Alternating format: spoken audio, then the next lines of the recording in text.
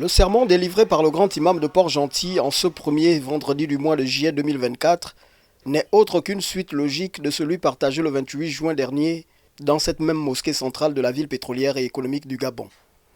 Autour de cette assemblée, l'imam Mohamed Avissa invitera ses compatriotes musulmans à se référer à la parole d'Allah qui tire sa source dans le Coran. L'imam a essayé de parachever c'est ce qui a été dit la semaine dernière.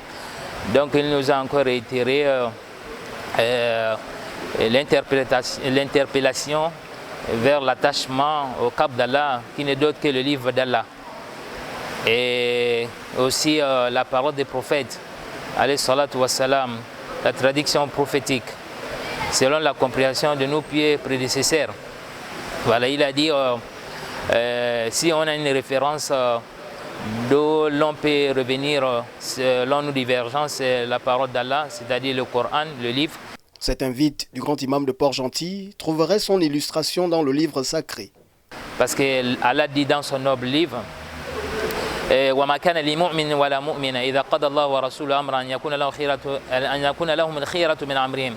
Si Allah a déjà recommandé, a déjà établi une loi, un ordre, et aussi son prophète également, il n'a pas permis à un croyant de faire un autre choix que celui qui est établi par Allah.